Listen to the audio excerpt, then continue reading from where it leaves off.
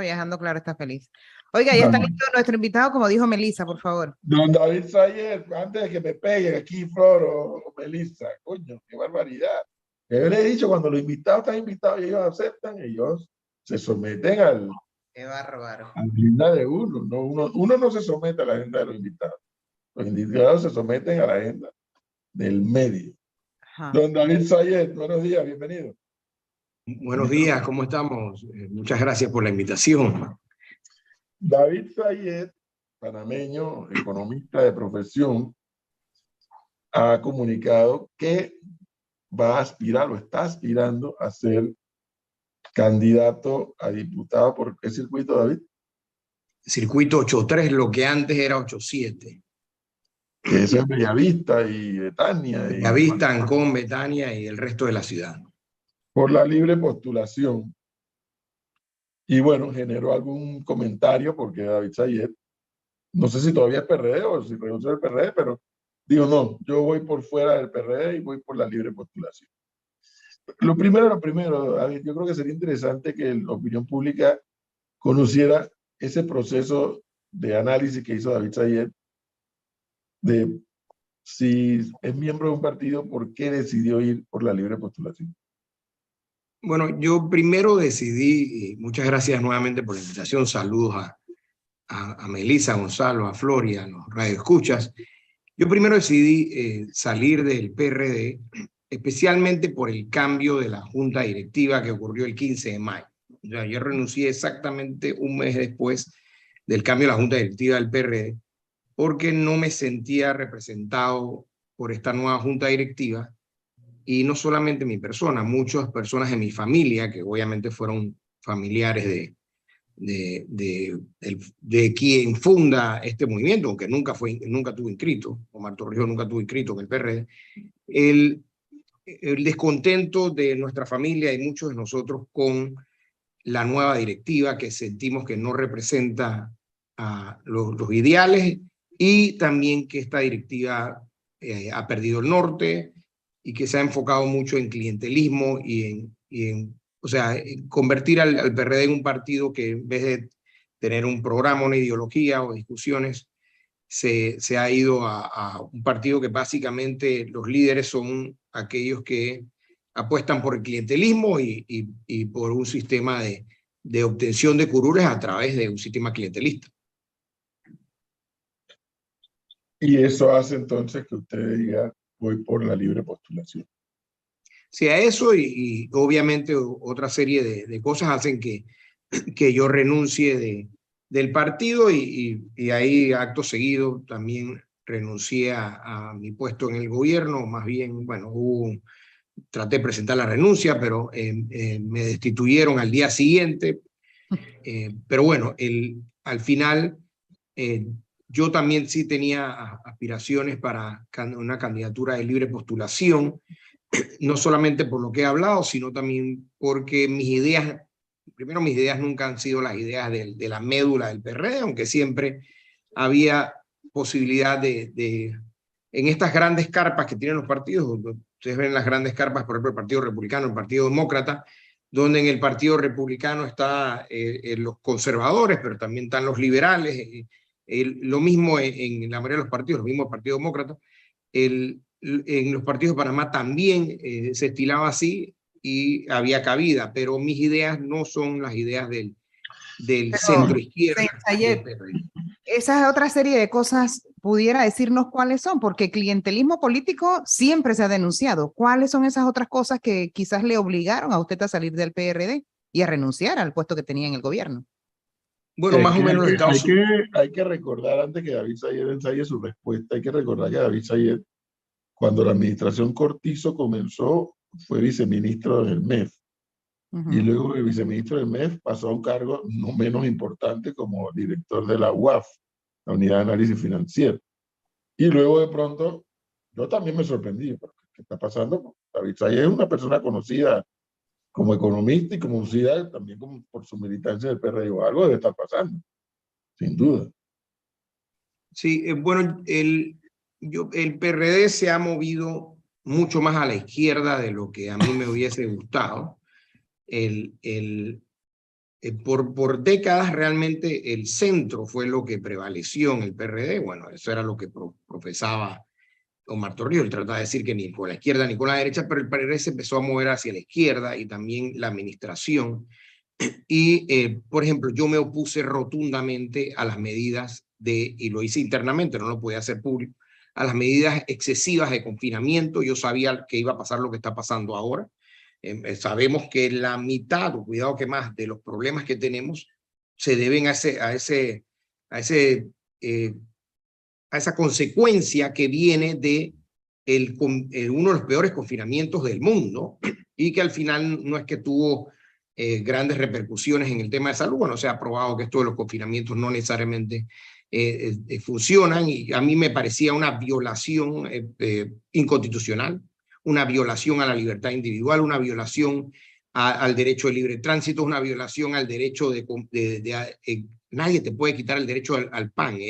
Tampoco puede un ministro con un presidente regular decir, o sea, te pueden cerrar una empresa si la empresa no está cumpliendo con algo, pero no tienen la facultad para decirte no puedes abrir. Lo más que te pudieran decir es que puedes abrir con unas limitaciones, pero no te pueden decir que no puedes abrir. Entonces el hecho de que haya habido actividades económicas, algunas que tuvieron hasta un año cerradas, ahí empezaron mis diferencias con tanto el Ejecutivo como igual con los diputados de la Asamblea, y el hecho de que, por ejemplo, se empezó a aumentar el presupuesto de la Asamblea en medio de esta crisis, cuando los presupuestos deberían reducirse. Entonces le hemos pedido sacrificio a todos los panameños, pero el sector público no ha hecho, los políticos no han hecho ningún sacrificio. A mí económicamente esos números no me cuadran. Oiga, pero me llama la atención, doctor David, que una persona, escuchándolo, ¿no? Tan liberal como usted, porque por lo que uno escucha, usted tiene un pensamiento y una corriente liberal respetada, y yo el liberalismo lo sigo hasta cierto aspecto. Que así una persona de esta corriente, económicamente hablando, ideológica, en un gobierno como el de Cortizo, que precisamente no tiene nada de liberal. En efecto, yo pensé que quizás íbamos a poder hacer algún grado de influencia, pero creo que nos quedamos solos. También el hecho de que el ministro de Economía, que es una persona que se graduó en la Universidad de Chicago y que dio clases con Milton Friedman, que es el mayor expositor del liberalismo norteamericano, ya falleció, pero el mayor expositor del liberalismo norteamericano, realmente al final el ministro creo que se ha visto atrapado entre la situación que tiene y tratar de ver cómo la enfrenta, y le ha tocado, bueno, supervisar déficits que él no está a favor, porque él cree en los superávits al igual que yo. Entonces, obviamente ahí yo me sentí muy solo. Realmente había muy pocas personas porque obviamente uno tiene que buscar alianza con quien se pueda. Habían gente de centro derecha, pero el liberalismo no es un ideal de esta administración, en efecto, y lo que hace, bueno, ha sido la cúspide del intervencionismo, de la regulación de precios. Yo estoy 100% en contra de la regulación de precios, en fin, ¿no? Así que ya cuando empezaron todas estas cosas, obviamente no me quedaba más que salir. Fíjese que aquí también hemos debatido eso, y aquí es un debate eterno que tenemos el profesor y mi persona, y Flor también, sobre si funciona o no. Yo soy de las personas que cree que la gente tiene que pagar lo que valen las cosas, y que el Estado tiene que, más allá de subsidiar, incentivar. Yo respeto a quien opine diferente, pero hablando de eso, del intríngulis dentro del gobierno, yo quisiera preguntarle sobre ese intríngulis, señor David. ¿Qué dice el presidente? O sea, en esos debates económicos, en esos debates que se dan a puerta cerrada en el Palacio, ¿qué dice el presidente? ¿Y por qué se lo pregunto? Porque cuando hablamos con ministros, muchos ministros dicen, no, es que yo tengo una posición y yo hablo como tal. Otra cosa es mi posición como ministro, pero el presidente no toma decisión. ¿Quién asesora al presidente? ¿Por qué el gobierno de Laurentino Cortizo está tan desconectado de la realidad? Usted que estuvo dentro del propio gobierno. Sí, bueno, yo no creo que estén necesariamente desconectados con la realidad, sino que muchas personas, asesores y personas en el gobierno, ministros incluyendo, y también el presidente, ellos creen en esto. O sea, ellos creen en la intervención del Estado sobre la economía. Esto toda la vida, o sea, toda la vida. Bueno, si ustedes recuerdan la negociación del Tratado del Libre Comercio de los Estados Unidos, donde yo participé, estaba Andy Ferrer y el ministro de Desarrollo Agropecuario era Nito Cortizo. Él renuncia porque no estaba de acuerdo con las medidas que se estaban tomando o los avances que se estaban tomando en ese Tratado de Libre Comercio. Obviamente no estaba a favor del libre comercio. Entonces, él quizás pensó en ese momento que iba a poder balancear. Quizás a él le pasó un poco lo que me pasó a mí, que pensó que iba a poder poner una quilla a la negociación del Tratado de Libre Comercio y no lo logró y al final quedó renunciando. Así que yo no diría que están desconectados, sino que ellos creen en este modelo, en este intervencionismo, y es algo que para mí no, bueno, como economista, yo sé que, mira, la economía es muy sencilla, la economía es una ciencia natural, es como la naturaleza. Si tú entras a la naturaleza e intervienes la naturaleza y tratas de ayudar a las hormigas y tratas de ayudar a los reptiles, al final lo que vas a crear es un caos en la naturaleza, porque esa intervención, como está probado en los últimos cientos de años en la naturaleza, lo que causa es que crea un desbalance ecológico y al final trae consecuencias que es lo mismo en la economía. Tú piensas que la regulación de precios va a funcionar, pero la regulación de precios no puede funcionar y al final no estás resolviendo el verdadero problema. Así que yo no pienso que están desconectados. Yo sí pienso que también pasa algo de que tú tienes un grupo de asesores que dicen que todo está bien o que todo está mucho mejor de lo que realmente está. Y si tú dices la verdad, a mí me tocaba decir la verdad, entonces te miran como que, oye, ¿y este de dónde salió? Porque este está hablando. O sea, aquí todos decimos que están las cosas bien porque este viene y dice que, por ejemplo, yo decía, la economía no está creciendo. No, pero ¿cómo es posible, David? La economía creció 13%. Yo sí, creció sobre el año 2020, pero ¿por qué no la calcula sobre el año 2019? Y hasta el sol de hoy, la economía de hoy, de 2022, todavía está por debajo del año 2019 y per cápita va a seguir por debajo hasta el año 2024. Entonces, claro, ¿cómo ves los números? Sí, crecimos 13%, creo que este año íbamos por 13%, pero 13% sobre el año pasado, que era un año débil, sobre el 2020, que fue el peor año económico de la historia. Ahora, con toda esta realidad y con todos estos conocimientos, además, no deja de llamarme la atención, porque probablemente a David Sayers le hubiera salido más cómodo haber sido aspirante a delegado del PRD o al miembro del CEN del PRD o ahora estar en la lista a la espera de que se convoquen las primarias para ser candidato a diputado por el PRD en ese circuito. Ese proceso de toma de decisión no iba a haber sido fácil.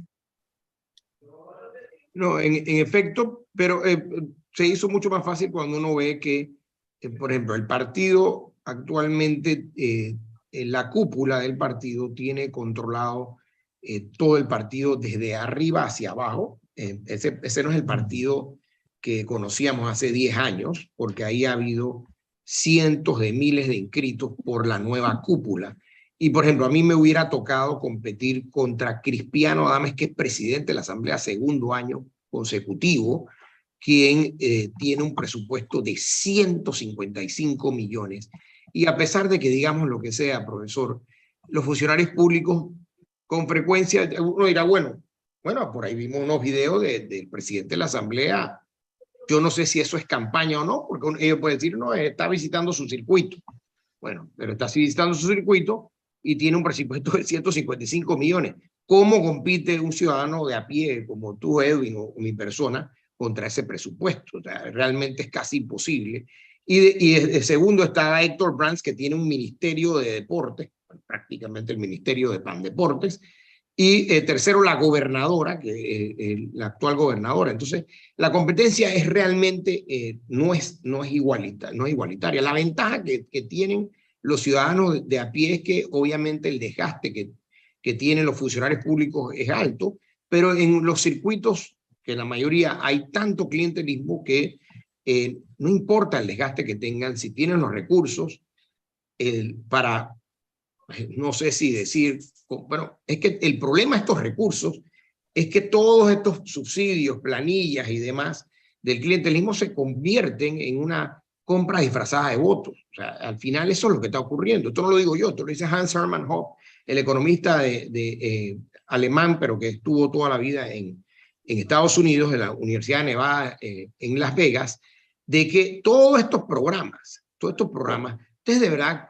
creen que la mayoría de las personas en el Ejecutivo creen en estos programas que tienen, que no lo van a quitar. El programa del bono digital, yo no creo que nadie lo quite, porque ahora vienen las elecciones en el 2023. ¿Y quién va a quitar ese programa cuando tiene 300.000 personas que están participando en el programa y que el gobierno asume, creo que equivocadamente, que todo el que está recibiendo el bono va a votar por ellos? Entonces, obviamente, estos programas se convierten en una especie de, en vez de usar los recursos propios, de usar recursos públicos para asegurar o fomentar una candidatura propia.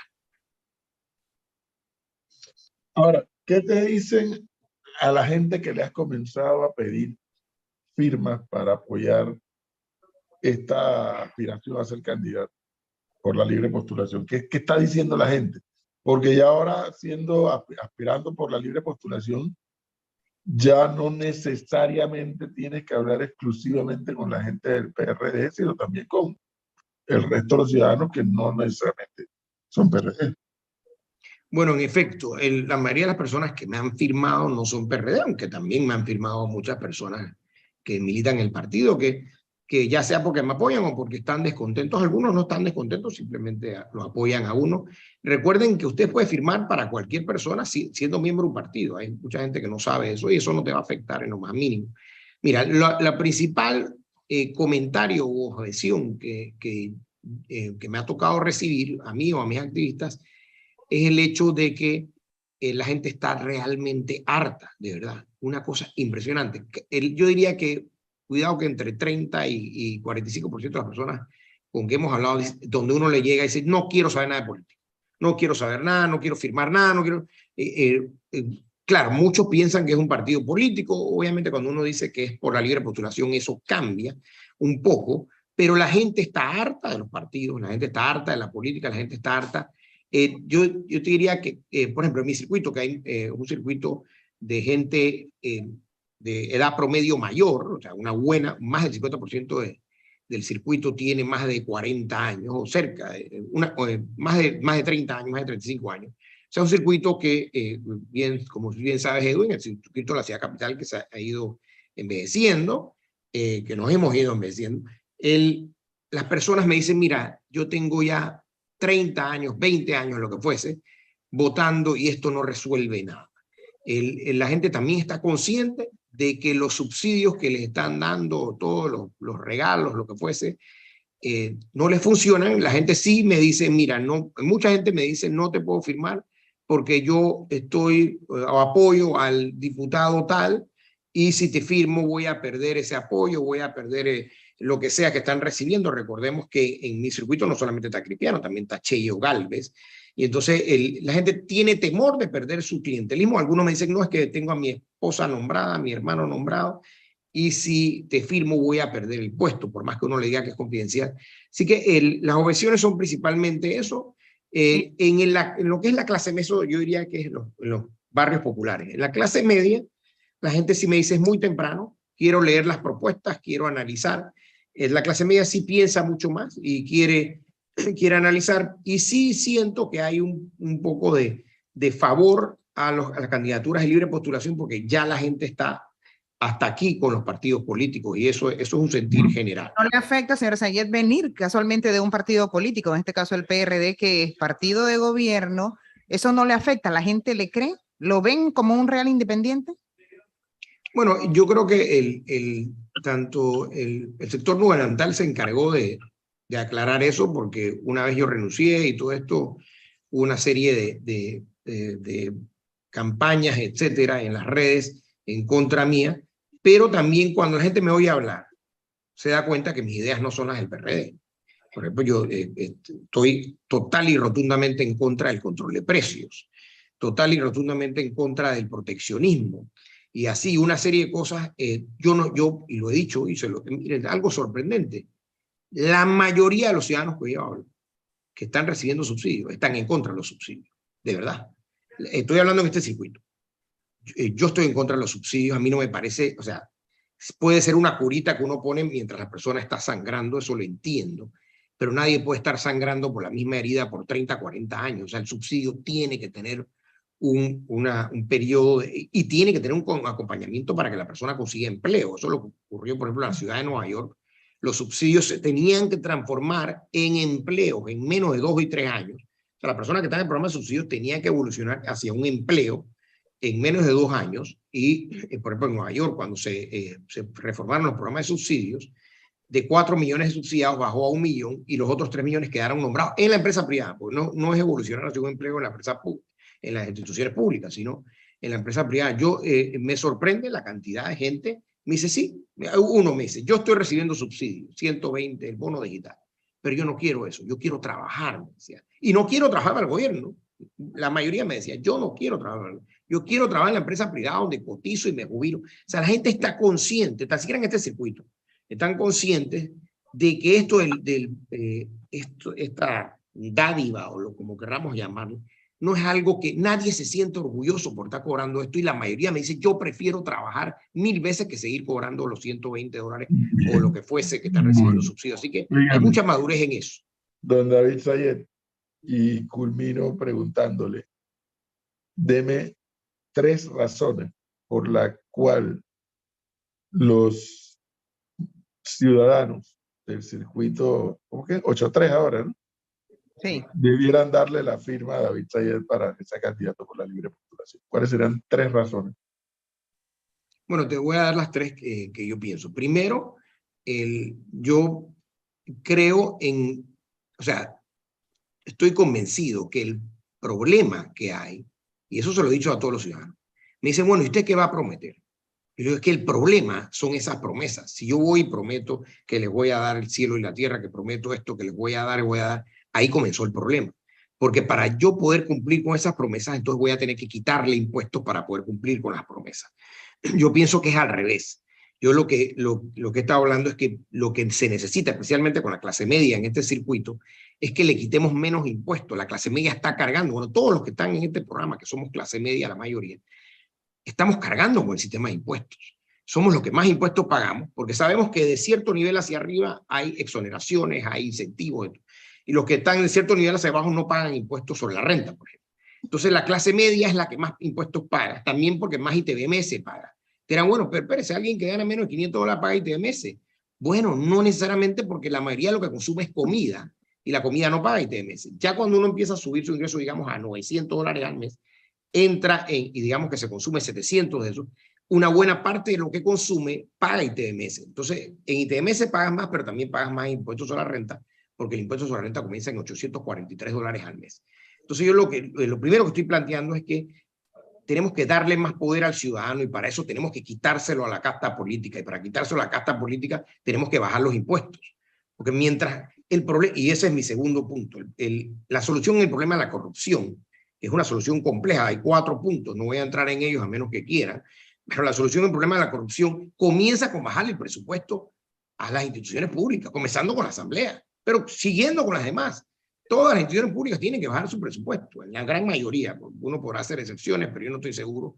Hay que bajar el presupuesto, y mientras más presupuestos le damos, más terreno fértil hay para la corrupción. Imagínense ustedes una institución que tenía un presupuesto de 50 millones y ahora tiene un presupuesto de 100 millones. Hay 50 millones más que pueden desviarse a la corrupción. Yo pienso que lo que hay que hacer es bajarle los presupuestos al Estado. El Estado tiene que, el presupuesto no puede ser 27.000 millones, deberíamos volver al presupuesto de 2019, porque la economía todavía no está en el 2019.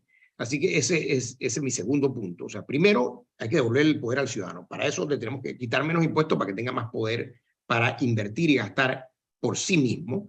Y lo segundo es reducir el gasto del Estado para reducir la corrupción y también para que no haya tanta deuda.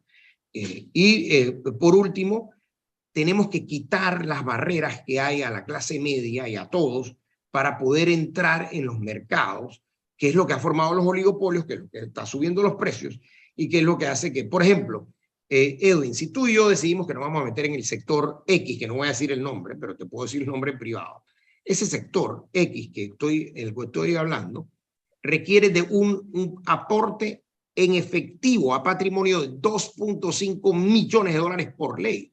Es una discriminación total en contra de los profesionales que queremos ganarnos el pan. ¿Por qué? Nos ponen una barrera millonaria que solamente puede pagar el 1% de la población. ¿Por qué tú y yo no podemos abrir una empresa en ese sector? No lo voy a mencionar porque no quiero que la gente se moleste en ese sector, pero ese es un ejemplo. Hay varios sectores donde tú tienes que pagar requisitos de entrada millonarios. Te doy el último.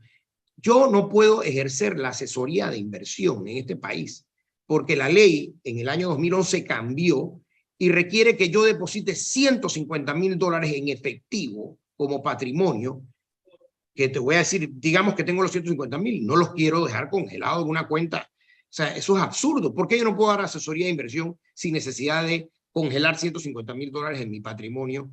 ¿Y cuánta gente tiene 150,000 para? ¿Cuánta gente es muy buena en finanzas para dar asesoría de inversión que no tiene los 150,000? Entonces, estas barreras discriminatorias es mi tercer punto, que son los que crean estos oligopolios, que son los que crean el problema de la inflación y que crean todos los demás problemas.